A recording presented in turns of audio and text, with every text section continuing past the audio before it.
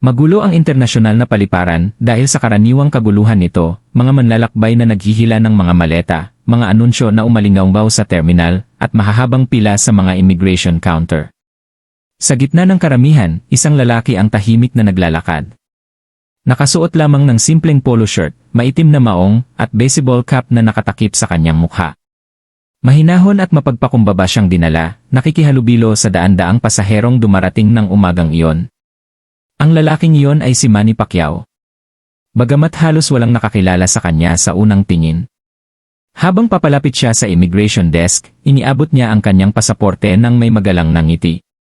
Bahagya itong sinulyapan ng opisyal sa likod ng salamin. Nanliit ang kanyang mga mata at sa halip na ang karaniwang pagsuri, ay malakas siyang napangisi ng sapat. Para marinig ng iba pang nakapila. Tumabi kayo, sinhan ng opisyal. Hindi kayo nararapat dito.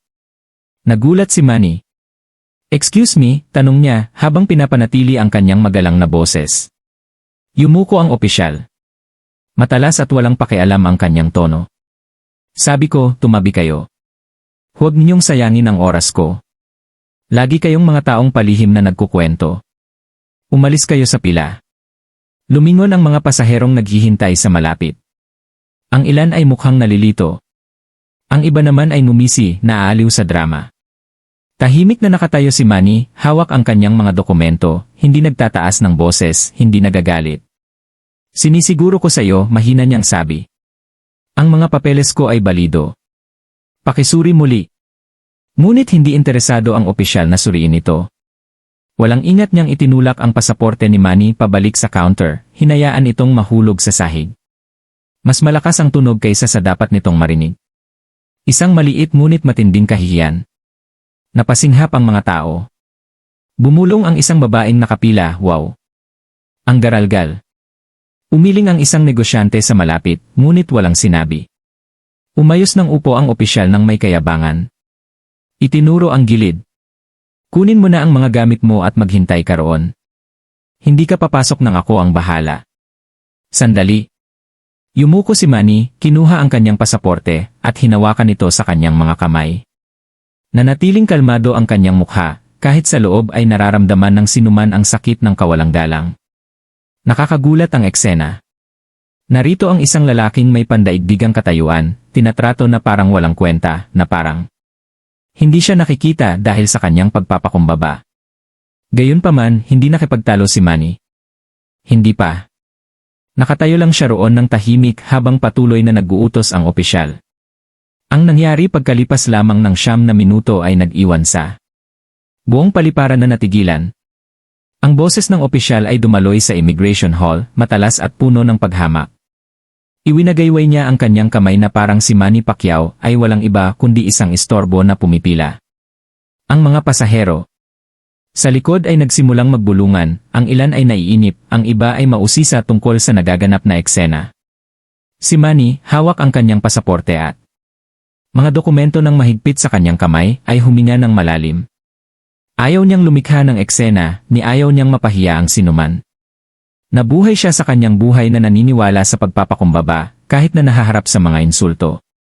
Ngunit ang paraan nito tinatrato siya ng opisyal na parang isang kriminal na sumusubok na palihim na pumasok sa bansa, tila malalim ang iniisip. Naiintindihan ko. Naabala ka, magalang nasabi ni Manny, matatag ang boses. Pero kung susuriin mo lang ng mabuti ang mga dokumento ko, makikita mong maayos ang lahat. Ngumisi ang opisyal, halatang nasisiyahan sa otoridad na inaakala niyang taglay niya. Yumuko siya sa counter, hininaan ang boses, ngunit sapat ang lakas para marinig ng iba sa malapit. Iwasan mo ang mga dahilan mo. Marami na akong nakitang katulad mo. Iniisip mo na dahil malinis ang pananamit mo at kalmado ang kilos mo, madali kang makakapasok. Hindi sa shift ko. Hindi ka nabibilang dito. Ang mga salitang iyon, hindi ka nabibilang dito, ay mas malakas kaysa sa anumang suntok. Ang buhay ni Manny ay itinayo sa pagpapatunay na nabibilang siya saan man siya lumaban, saan man siya naglingkod. Mula sa mga lansangan ng General Santos hanggang sa mga boxing ring ng Las Vegas, mula sa mga slums noong kanyang pagkabata hanggang sa Senado ng kanyang bansa, ang pagiging kabilang ay hindi Ibinigay sa kanya. Karapat-dapat niya ito. At ngayon ang lalaking ito, na walang kaalaman kung sino talaga siya, ay pinalayas siya ng may kalupitan.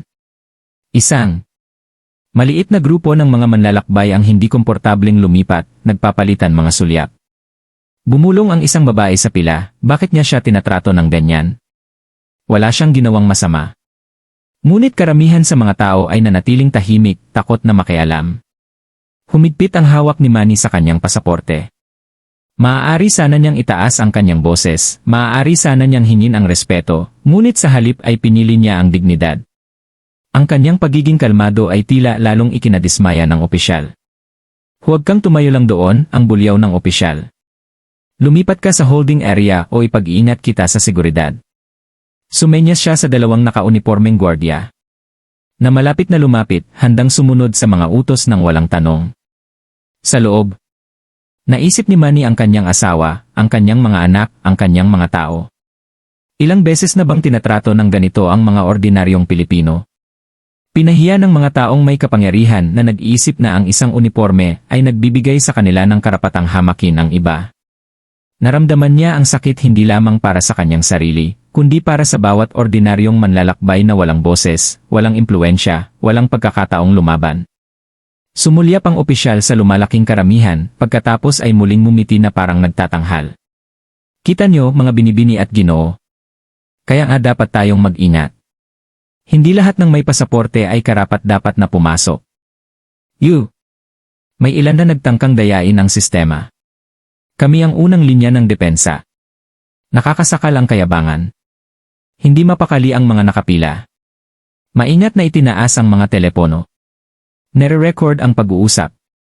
May bumulong, sobra na ito. Hindi man lang nagtaas ng boses ang lalaking yon.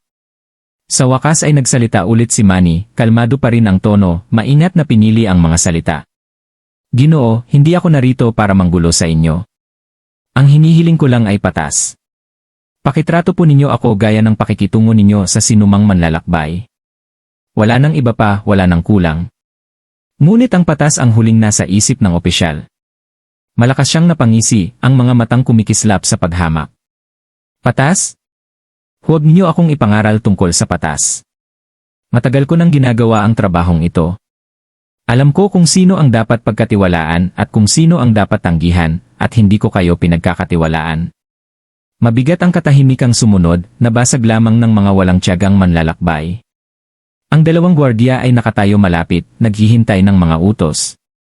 Si Manny, bagamat kalmado, ay nasa sangandaan na ngayon. Siya ay ininsulto, pinahiya, at kinutya sa harap ng mga estranghero. Gayunpaman, nanatili siyang marangal, ang kanyang kahinahunan ay hindi naputol. Ang walang nakakaalam ay ang tahimik na pagtitiis na ito, ang katahimikang ito ay hindi kahinaan. Ito ay isang bagyong nagtitipon ng lakas. Si Manny Pacquiao ay nakaharap ng mas malalakas na kalaban kaysa sa opisyal na ito sa ring, sa politika, sa buhay. At kapag sa wakas ay pinili niyang kumilos, ang mga kahihinatnan ay magiging mabilis at hindi na mababago. Ngunit para sa ngayon, naghintay siya. Hinayaan niyang mas malalim na humukay ang opisyal sa kanyang kayabangan. Hayaang masaksihan ng karamihan ang kawalan ng katarungan gamit ang kanilang sariling mga mata. Dahil sa loob lamang ng ilang minuto, makikita ng buong immigration hall kung sino talaga ang kanilang minamaltrato at magbabago ang lahat. Nakakita ka na ba ng isang taong inabuso ng otoridad ng ganito? Magkomento sa ibaba kung saan mo ito pinapanood. Humaba ang pila sa counter ng immigration, ngunit walang nangahas na magreklamo ng malakas. Sa halip, hindi komportable ang mga pasahero. Nagkukunwaring hindi nakikita ang nangyayari.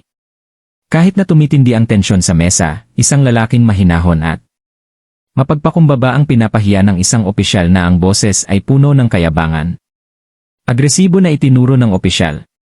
Ang pangalawang holding area, halos hinahaplos ng daliri ang dibdib ni Manny. Hindi mo ba ako narinig? Gumalaw ka o ipapakulong kita rito. Lumapit ang dalawang security guard, ang kanilang mga kamay ay nakapatong malapit sa kanilang mga sinturon, naghihintay ng senyales. Nanatiling hindi gumagalaw si Manny, relax ang kanyang mga balikat. Kalmado ang kanyang ekspresyon. Bahagya siyang yumuko, kinuha muli ang kanyang pasaporte, at maingat na ibinalik ito sa counter. Ang kanyang Tinignang magsalita ay walang galit, tahimik lamang. Katatagan. Pakiusap, sabi niya, gawin mo ng maayos ang trabaho mo. Nasunod ko na ang lahat ng kailangan. Suriin mo ulit.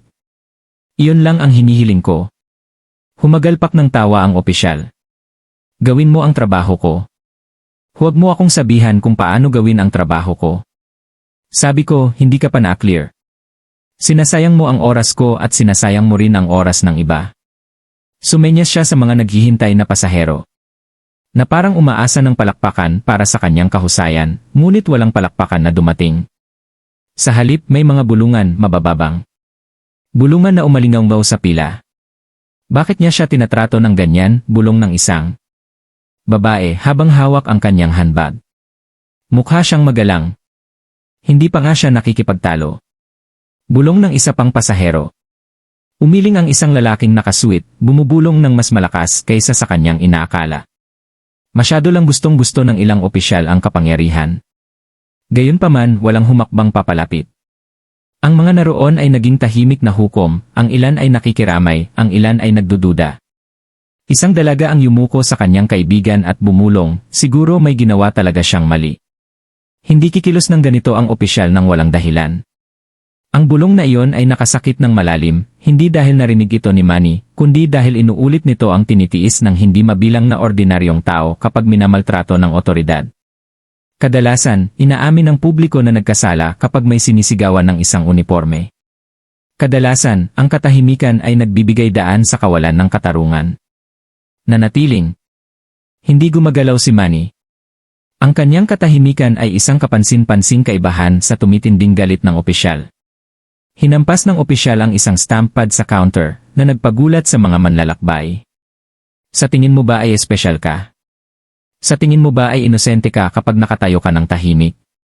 Naaamoy ko ang mga sinungaling mula sa 1 milya ang layo. At ikaw? Hindi ka nabibilang dito. Ang pariralang hindi ka nabibilang dito. Bahagyang humigpit ang kapit ni Manny sa kanyang pasaporte, ngunit ang kanyang hindi natitinag ang mukha. Ang kanyang katahimikan ngayon ay mas makapangyarihan kaysa sa anumang salita. Kinabahan ng opisyal na tila desperado na sa isang reaksyon para sa isang pagsabog na maaari niyang gamitin bilang katwiran. Ngunit tumanggi si Manny na bigyan siya ng kasiyahang iyon.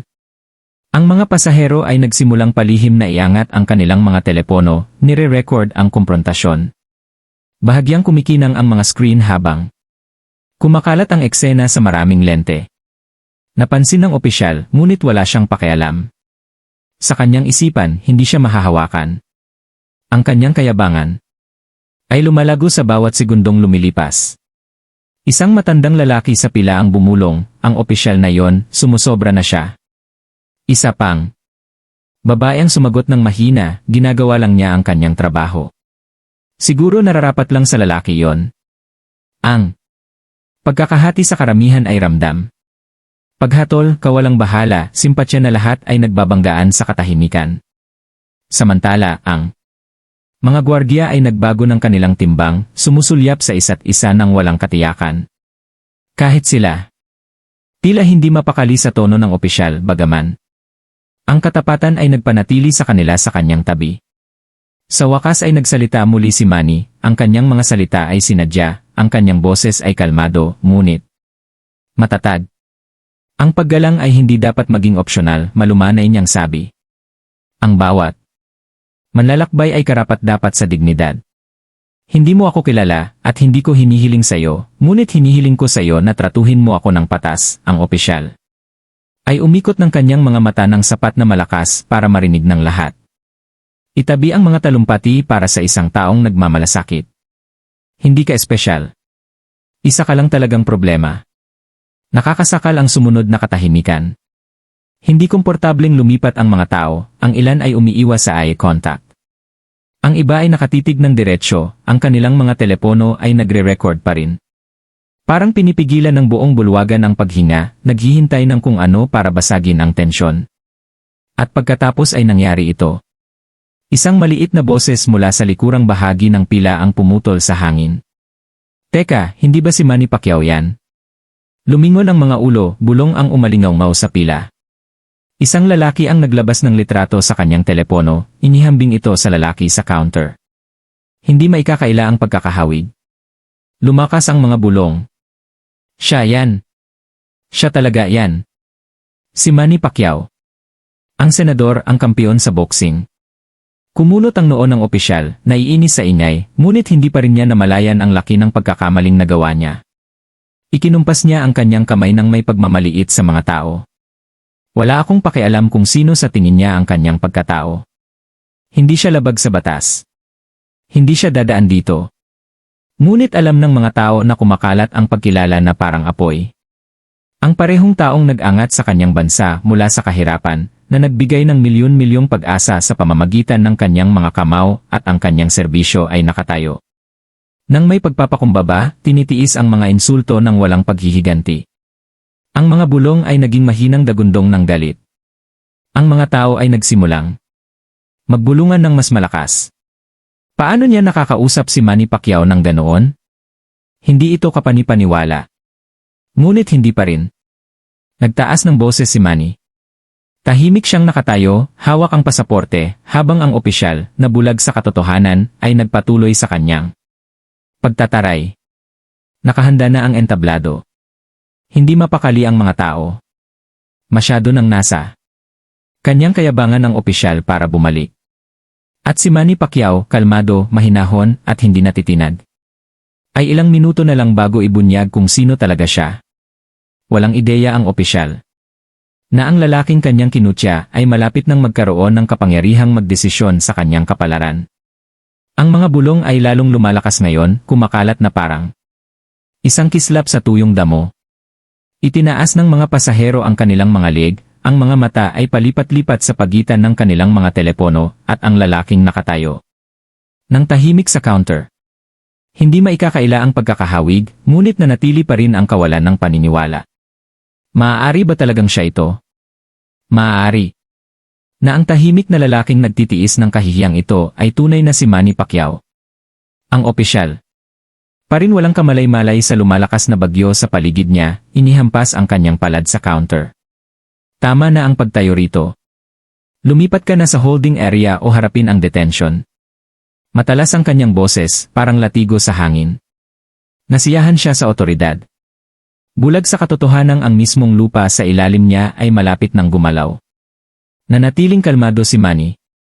Ang kanyang pasaporte ay muling nakapatong sa counter, matatag ang kanyang mga kamay, tuwid ang kanyang tindig. Hindi niya itinaas ang kanyang boses, ni hindi siya nakipagtalo. Sa halip, dumukot siya sa kanyang bulsa, kumuha ng telepono, at tahimik na nagtap ng isang mensahe. Banayad ang kanyang mga galaw. Halos hindi nakikita, ngunit napansin ng ilan sa malapit. Lumalim ang kuryosidad ng karamihan. Ano ang ginagawa niya? Sino ang kinokontak niya? Nagtatago ba ang mapagkumbabang manlalakbay na ito nang higit pa sa inaasahan ng sinuman? Ngumisi ang opisyal na mali ang pagkakaintindi sa ginawa. Humihingi ng tulong. Sige, tawagan mo ang iyong mga kaibigan. Tawagan ang iyong abogado. Walang magbabago. Hindi ka papasok dito nang walang pahintulot ko. Sumandal siya sa kanyang upuan, may kayabangan sa kanyang mukha, kumbinsido na nanalo na siya. Ngunit hindi sumagot si Manny. Ibinabalang niya. Ang kanyang telepono ang counter, nakayuko ang screen, at pinagsalikop ang mga kamay. Nakakabahala ang kanyang katahimikan. Samantala, ang mga bulungan ay nauwi sa mga usapan. Isang lalaking nasa katanghaliang gulang malapit sa likuran ng linya ang nagpakita ng kanyang telepono sa iba. Sa screen ay isang larawan ni Manny na nakasuot ng suit na nagsasalita sa isang kaganapan sa Senado. Siya nga yan. Sumusumpa ko na siya nga yan, sabi ng lalaki. Dagdag ng isa pang manlalakbay. Tingnan mo ang mga kamay niya. Mga kamay iyon ng isang mandirigma. Nakita ko na ang mga yan dati. Kumalat ang pagkilala na lumilikha ng pananabik. Gayunpaman, nanatiling matigas ang ulo ng opisyal, binabaliwala ang ingay sa paligid niya. Anong problema sa inyong lahat? Huwag kayong magpaloko sa mga panlabas na anyo. Walang espesyal ang lalaking ito. Gayunpaman, walang sinabi si Manny. Ang kanyang katahimikan ngayon ay sinadya, halos madiskarte. Hinayaan niyang lumaki ang mga bulungan, hinayaan niyang lumabas ang katotohanan ng natural. Sa boxing, alam na alam niya ang kahalagahan ng pasensya, naghihintay sa tamang sandali. Hindi ito naiiba. Isang batang lalaki, na hindi lalagpas sa 12 taong gulang, ang humila sa manggas ng kanyang ina at bumulong ng malakas, "Nay." Si Pacquiao yan. Nakita ko na ang mga laban niya kay tatay. Mabilis siyang pinatahimik ng ina, ngunit nanlaki ang kanyang mga mata habang mas pinag-aralan niya ang mukha ni Manny. Hindi na matiis ang tensyon sa bulwagan. Hayagan ng nire-record ng mga telepono. Kinukunan ng mga kamera ang bawat pagngisi ng opisyal, bawat arogante niyang kilos. May ilang pasaherong nag-livestream at ibinobroadcast ang nagaganap na drama sa mundo sa labas ng paliparan. Sa wakas ay itinaas ni Manny ang kanyang tingin, nagtama ang mga mata ng opisyal. Ang kanyang boses ay matatag, kalmado, ngunit may dalang bigat na nagpaangat sa karamihan. "Kilala mo ba kung sino ako?" Natatawang tumawa ang opisyal. "Siyempre. Hindi at wala akong pakialam. Maaari kang maging hari ng mundo at ipapadala pa rin kita sa holding area. Ang salita ko ay pinal dito." Ang kayabangan ay halos masakit panoorin. Napasinghap ang karamihan, ang ilan ay umiling sa hindi makapaniwala. Paano? Nakakaramdam ng bulag ang isang tao, labis na nalasing sa kapangyarihan na hindi niya makilala ang mismong lalaking nakatayo sa harap niya. Noon lamang naputol ang tensyon. Mula sa kabilang panig ng bulwagan, isang senior immigration officer ang sumugod patungo sa desk. Maayos ang pagkakaayos ng kanyang uniforme, mabilis ang kanyang paghakbang. Nakita niya ang live feed na kumakalat na online. Nakatanggap siya ng mga tawag sa mga huling minuto na nagpabilis ng tibok ng kanyang puso. Habang papalapit siya, bahagyang humiwalay ang karamihan. Ang mga bulungan ay nauwi sa mahinang bulalas. Sa wakas, may isang taong mas mataas. Sa itaas ang nandito. Huminto ang nakatataas na opisyal sa counter. Nanlaki ang mga mata nang makita niya si Manny. Sa isang iglap, nagbago ang ekspresyon ng kanyang mukha mula sa pagkaapurahan patungo sa pagkabigla at pagkatapos ay sa ibang bagay maliban sa pagdalang.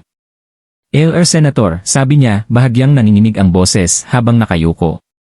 Patawarin niyo po ang pagkaantala. Hayaan niyo po ako mismo ang bahala dito. Natigilan ang buong bulwagan. Nanginig ang mga hininga. Parang kulog ang salitang senador. Nakuha ng mga telepono ang bawat segundo, bawat reaksyon. Kumura pang bastos na opisyal dahil sa pagkalito. Sa unang pagkakataon, humina ang kanyang kayabangan. "Ano? Anong sabi mo?"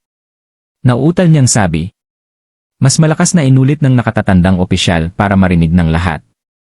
Ito si Senador Manny Pacquiao, isang kampiyon, pilantropo, at kinatawan ng kanyang bayan. Sumabog ang mga tao. Ang ilan ay marahang pumalakpak, ang iba ay nakatitig lamang. Sa pagkamangha. Sa wakas ay nabasag na ng katotohanan ang hamog ng kayabangan. Nawala ng kulay ang mukha ng opisyal. Nawala ang kanyang dating kumpiyansa, napalitan ng nakikitang takot. Kinukutya, ininsulto, at pinahiya niya hindi lamang ang isang manlalakbay, kundi isang pambansang bayani, isang lalaking iginagalang sa buong mundo. Si Manny, nakalmado pa rin, ay walang sinabi. Kinuha lang niya ang kanyang pasaporte mula sa counter at naghintay. Ang kanyang katahimikan ay mas makapangyarihan kaysa sa anumang komprontasyon. Ang pananabik na yon ay nakabitin sa hangin. Ang kapalaran ng opisyal ay nasiliuhan na kahit hindi niya alam pa rin. At alam ng mga pasahero ang kanilang mga telepono na nagre-record pa rin na nasaksihan nila ang simula ng isang kwento nakakalat ng lampas sa mga pader ng paliparang iyon. Ngunit ang tunay na tugon ni Manny ay hindi lamang tungkol sa kanyang sarili. Ito ay tungkol sa bawat manlalakbay na napahiya ng ganito. Ang Immigration Hall ay naging isang entablado. Itinaas ang mga telepono, kumikislap ang mga kamera, ang mga tao ay nagbubulungan sa mga bulungan at hindi makapaniwala. Ang bastos na opisyal ay nakatayong natigilan, ang kanyang dating katapangan ay natutunaw na parang buhangin sa alon. Sa kabilang counter, si Manny Pacquiao ay nanatiling Tahimik, kalmado, hindi natitinag, ang kanyang katahimikan ay nag-uutos ng higit na paggalang kaysa sa anumang nakataas na tinig na magagawa. Yumuko muli ang senior officer, nagsalita ng may pagmamadali. Senador Pacquiao, lubos akong humihingi ng paumanhin para sa pagtrato na ito. Mangyaring hayaan mo akong ihatid ka agad. Ito ay hindi katanggap-tanggap. Hindi humakbang pasulong si Manny. Sa halip, itinaas niya ang kanyang tingin upang salubungin ang mga mata ng senior officer pagkatapos. Ibinalik ang kanyang atensyon sa lalaking nagpahiya sa kanya ilang sandali lamang. Natahimik ang buong hall, naghihintay. Tatanggapin ba niya ang paghingi ng tawad at magpapatuloy o magsasalita ba siya? Nang sa wakas ay binuksan ni Manny ang kanyang bibig, ang kanyang boses ay kalmado. Sinadya at may bigat na nagpapatuwid sa bawat tagapakinig sa kanilang upuan. Ang respeto, mahina niyang panimula ay hindi isang bagay na ibinibigay mo lamang kapag kilala mo kung sino ang isang tao. Ang respeto ay dapat ibigay sa bawat manlalakbay, bawat tao. Anuman ang katayuan o katanyagan. Kinakabahang umuumbok ang lalamunan ng opisyal habang tumatagos sa hangin ang mga salita ni Manny. Nagpatuloy si Manny, ang kanyang boses ay matatag ngunit mas malakas na ngayon, bumubuo ng momentum tulad ng isang mandirigma na naglalakad patungo sa kanyang huling round. Nakatayo ako. Dito ng tahimik, ipinapakita sa iyo ang aking mga dokumento, nakikipag-usap sa iyo ng may paggalang. Ngunit, tinuya mo ako. Sinabi mo sa akin na hindi ako kabilang. Ngunit hindi ako nagsasalita para sa aking sarili ngayon. Nagsasalita ako para sa hindi mabilang na mga kalalakihan at kababaihan na dumadaan sa mga bulwagan na ito araw-araw. Mga ordinaryong tao na walang mga kamera. Walang impluensya, walang kapangyarihan. Ilan sa kanila ang nagdusa sa sinubukan mong gawin sa akin. Umalinggaw ang mga bulong. Sa karamihan, tumango ang ilan. Ang iba ay bumulong ng mga salita ng pagsang-ayon. Ang katotohanan sa pahayag ni Manny ay hindi maikakaila. Nauutal na sabi ng opisyal. Ginagawa ko lang ang aking tungkulin. Tungkulin? Pinutol ni Manny ng matalas, bagaman. Hindi kailanman nawala ng kontrol ang kanyang tono. Ang iyong tungkulin ay itaguyod ang batas ng may katarungan. Ang iyong tungkulin ay maglingkod ng may dignidad, hindi abusuhin ang iyong otoridad. Kapag sinabi mo sa isang tao na hindi sila kabilang. Kapag pinahiya mo sila sa harap ng mga estranghero, nabibigo ka sa iyong tungkulin. Ang kanyang mga salita ay parang mga suntok, bawat isa ay mas mabigat kaysa sa huli. Kitang-kita ang pagliit ng opisyal, ang kanyang kayabangan ay tuluyang nabura. Ibinuka niya ang kanyang bibig upang magsalita, ngunit walang nakitang salita. Ang nakatataas na tanggapan. Sinubukan ni Effie na makialam, mabilis na nagsalita. Yew! Senador, pakiusap, agad na maitatama ang sitwasyon. Sisiguraduhin kong magkakaroon ng aksyong pandisiplina. Ngunit itinaas ni Manny ang isang kamay, marahang pinatahimik siya. Inilibot niya ang kanyang mga mata sa buong bulwagan, hindi lamang ang mga opisyal, kundi pati na rin ang mga pasaherong nanonood, ang mga kamerang nagre-record, ang mundong malapit nang maganap ito online. Hindi ito tungkol sa akin, matatag niyang sabi. Isa akong lingkod bayan. Isa akong mandirigma. Kaya kong tiisin ang mga insulto, ngunit hindi ako tatabi habang ang mga ordinaryong mamamayan ay nagdurusa rin. Bawat tao ay karapat-dapat sa dignidad. Bawat tao ay karapat-dapat sa katarungan. Mayaman man o mahirap, sikat o hindi kilala, lahat sila ay karapat-dapat sa paggalang. Pumalakpak ang bulwagan. Nagpalakpakan ang mga pasahero, mahinang naghihiyawan, ang ilan ay pinupunasan pa ang mga luha. Ang dalawang gwardiya, na handang sumabay kay Manny kanina, ay hindi komportableng gumalaw, ibinababa ang kanilang mga mata, nahihiya sa kanilang katahimikan. Ang bastos na opisyal na ngayon ay maputla at nanginginig ay bumulong, hindi ko alam. Hindi ko alam kung sino ka. Mabilis ang tugon ni Manny, parang kidlat ang mga salita niya. Iyan ang problema. Alam mo lang kung kailan mo alam. Pero ang respeto ay hindi dapat nakadepende sa pagkilala. Ang respeto ay karapatang pantao. Nakunan ng mga kamera ang bawat segundo, ang kanyang kalmadong tindig, ang kanyang matatag na titig, ang kanyang makapangyarihang mga salita. Para sa marami sa bulwagang iyon, hindi ito parang komprontasyon sa paliparan, kundi parang isang masterclass sa pagpapakumbaba at pamumuno. Nang mapagtanto ng nakatatandang opisyal ang bigat ng sitwasyon, tumango ng seryoso. Senador, tama ka. Sa ngalan ng departamentong ito, ako ang may buong responsibilidad. Nakakahiya ang pag-ugaling ito. Sisiguraduhin kong matutugunan ito agad. Pero hindi pa tapos si Manny. Ang mga sumunod niyang salita ay lubos na nagpabago sa takbo ng sitwasyon na nagpakilabot sa lahat ng naroroon. Hindi lang ang sarili niya ang kinakatawan ng lalaking ito ngayon. Kinakatawan niya ang sistema. Kung hahayaan ko itong lumipas ng tahimik, anong mensahe ang ipapadala nito? Ang otoridad na iyon ang nagbibigay ng karapatang magwalang galang. Na pinoprotektahan ng mga uniforme ang kayabangan. Dito natatapos ang lahat. Halos manlambot ang mga tuhod ng opisyal. Alam niyang naselyuhan na ang kanyang kapalaran. Pinahiya niya. Ang maling tao sa harap ng maling karamihan sa maling oras. Ang mga tao na naramdaman ang sandali ay nagsimulang umawit. Nang mahina, respeto, respeto, respeto. Ang salita ay umalingaw sa buong bulwagan, lalong lumalakas, pinalakas ng emosyon. Nanginginig ang mga telepono habang sinusubukang kunan ng larawan ng mga tao ang eksena, sumasali ang kanilang mga boses. Gayunpaman, hindi natuwa si Manny. Hindi siya umiti, hindi nagngisi. Tumayo siya ng may tahimik na dignidad ng isang lalaking napahiya, ngunit pinili niyang umangat, hindi para sa paghihiganti, kundi para sa hustisya. Sa wakas, bahagyang umatras siya. Binigay ang huling tingin sa nanginginig na opisyal. Hindi ko itataas ang aking kamay laban sa iyo. Hindi kita insultuhin pabalik. Ngunit sisiguraduhin kong hindi na ito mangyayari muli. Hindi sa akin, hindi sa sinumang manlalakbay. Muling tumahimik ang bulwagan. Mabigat, hindi maikakaila, at hindi malilimutan ang mga salita ni Manny. Sa sandaling iyon, tuluyang nagbago ang balanse ng kapangyarihan. Wala nang kontrol ang opisyal. Si Manny Pacquiao, na walang iba kundi mahinahong mga salita at di matitinag na dignidad ay sinakop ang buong silid. At di nagtagal ay nasa kanyang sulok ang buong mundo. At pagkatapos ay nangyari ang hindi ka panipaniwala. Mabilis na dumating ang parusa ng opisyal at nasaksihan ng buong bulwagan ang isang napakalakas na pagbabago na naiwan ang lahat na natigilan. Ang bulwagan ng imigrasyon ay hindi na lamang isang checkpoint. Ito ay naging isang korte, isang teatro, at isang larangan ng digmaan ng dignidad. Dose-dosenang mga pasahero ang nakataas ang kanilang mga telepono. Nare-record ang bawat segundo. Sa ngayon, ang mga live stream ay kumalat na sa labas ng paliparan. Sa labas, umuugong ang social media, ang mga hashtag ay nag-aalab sa galit at suporta. Ang nakatatandang opisyal na pinagpapawisan sa ilalim ng titig ng karamihan ay lumingon sa kanyang kasamahan, ang lalaking nangahas na ipahiya si Manny Pacquiao.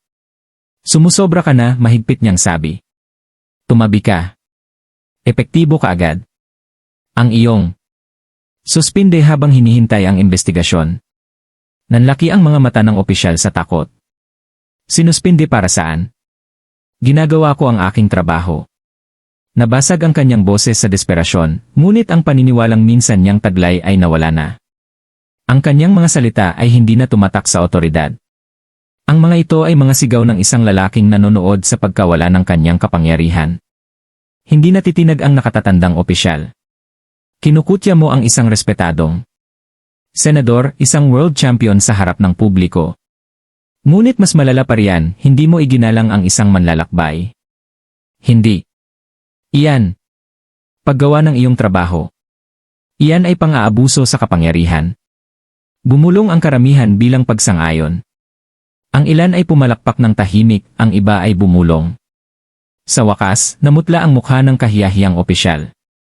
Tumingin siya kay Manny, na nakatayo pa rin ng matatag, kalmado, at hindi natitinag. Nanginig ang mga labi ng opisyal. Hindi ko alam. Hindi ko alam kung sino ka. Sa wakas ay nagsalita si Manny. Sa wakas, ang kanyang tono ay matatag, ngunit sapat na matalas upang tumagos sa katahimikan. At paano kung hindi ako si Manny Pacquiao? Paano kung isa lamang akong ibang tao, ibang ama, ibang manggagawa na nagsisikap na makita ang kanyang pamilya? Ganyan din ba ang kalupitan mo sa akin? Yumuko ang opisyal, hindi makasagot. Umalingaw-ngaw ang mga salita ni Manny sa bulwagan, malinaw ang kanyang boses, at pinalakas ng lubos na katahimikan ng mga nakikinig. Hindi ito tungkol sa akin. Tungkol ito sa libu-libong. Para sa mga taong dumadaan dito na nahaharap sa parehong kahihiyan, ngunit walang boses, walang kamera, walang grupong magpoprotekta sa kanila. Ang otoridad ay hindi isang sandata. Ito ay isang responsibilidad. Mas malakas na pumalakpak sa pagkakataong ito. Nagkaisa ang mga pasahero sa sandaling iyon at naghiyawan sa kanya. Ang ilan ay sumigaw pa ng pangalan niya, Manny. Manny! Manny! Ang iba naman ay sumigaw, respeto. Nyanig ng alingawngaw ang mga dingding ng bulwagan. Ang nakatataas na opisyal, na ngayon ay halatang nahihiya para sa kanyang departamento, ay yumuko kay Manny. Ginoo, tama po kayo. Ipapaalam ko agad ito. Haharapin niya ang mga kahihinatnan ng kanyang mga ginawa. Lumapit ang dalawang gwardiya, hindi para takutin si Manny sa pagkakataong ito, kundi para ihatid palayo ang kahiyahiyang opisyal. Bumagsak ang kanyang mga balikat, nabasag ang kanyang kayabangan. Lumagpas siya sa karamihan ng may nakayukong mga mata. Sinundan siya ng mga telepono sa bawat hakbang. Pumasok siya sa komprontasyon ng may pagmamalaking kumpiyansa. Iniwan niya itong kahiyahiya, nakasabit sa isang sinulid ang kanyang karera. Ngunit hindi pa tapos si Manny. Sandali, sigaw niya, ang kanyang boses ay may otoridad. Tumigil ang gwardiya. Natigilan ang opisyal, bahagyang humarap sa kanya. Muling tumahimik ang karamihan, naghihintay sa susunod na mangyayari. Humakbang si Manny. Ang kanyang presensya ay mapang-utos ngunit mapagkumbaba. Hindi ko hinihiling na ang lalaking ito ay wasakin. Hindi ko nais ng paghihiganti, ngunit hinihiling ko na ang sandaling ito ay magsilbing isang aral. Tratuhin ang bawat tao ng may dignidad. Bawat isa. Kung hindi, hindi ka karapat-dapat sa uniforme na suot mo. Sumigaw ang karamihan bilang pagsang-ayon. Tumulo ang luha sa mga mata ng ilang manlalakbay. Hindi na lang ito tungkol kay Manny. Tungkol ito sa bawat taong nakaramdam ng kawalan ng kapangyarihan sa harap ng kayabangan. Nanginginig na bumulong ang opisyal. Pasensya na. Tumango si Manny, hindi bilang pagtatagumpay, kundi bilang taimtim na pagkilala. Mahalaga lamang ang paghingi ng tawad kapag may pagbabago. Tandaan mo iyan. Dahil doon, umatras siya, hinayaan ng mga gwardiya na akayin ang opisyal palayo. Muling naghiyawan ang bulwagan, ngunit nanatiling kalmado at marangal si Manny. Hindi niya itinaas ang kanyang mga kamay bilang tagumpay, hindi siya nasiyahan sa kaluwalhatian. Malinaw ang kanyang mensahe. Hindi ito tungkol sa kanyang ego, kundi tungkol sa hustisya. Kinausap ng nakatatandang opisyal ang karamihan, nanginginig ang boses sa kahihiyan.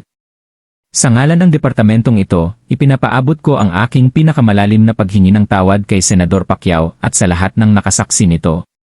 Ang pag-ugaling ito ay hindi kumakatawan sa kung sino dapat tayo. Ngunit ang totoo ay kumakatawan nito sa isang katotohanan na marami ang hinarap at kaya naman ang sandaling iyon ay tumatama ng malalim. Alam ito ni Manny at kaya naman humarap siya sa mga pasaherong nakatingin hindi lamang sa kanila kundi pati na rin sa mga kamerang kumukuha ng bawat larawan. Sa lahat ng nanonood, sinabi niya na ang kanyang boses ay kalmado ngunit matalas. Tandaan na ang paggalang na ito ay libre. Walang bayad ang pagtrato sa isang tao ng may dangal. Ang kapangyarihan ay hindi nagbibigay katwiran sa kalupitan, at ang katahimikan sa harap ng kawalan ng katarungan ay nagpapahintulot lamang na lumago ito. Dapat tayong lahat ay gumawa ng mas mahusay. Tahimik ang bulwagan ng ilang sandali. Pagkatapos ay muling dumagundong ang palakpakan, na pumuno sa espasyo na parang alon. Naghiyawan ang mga pasahero hindi lamang para sa lalaking nasa harap nila, kundi para sa katotohanang sinabi niya. Sa ngayon, ang insidente ay naging viral na. Binahan ng mga manonood online ang mga seksyon ng komento, pinupuri ang kapakumbabaan at lakas ni Manny. Ang mga salitang tulad ng alamat, tunay na pinuno, at paggalang ay pumuno sa mga feed sa iba't ibang platform. Ang mundo ay nanonood at ang mundo ay naantig. At nang sa wakas ay humakbang pasulong si Manny, ang mga dokumento ay madaling na-clear. Ang kapalaran ng opisyal ay naselyuhan. Ang kapaligiran sa bulwagan ay nagbago.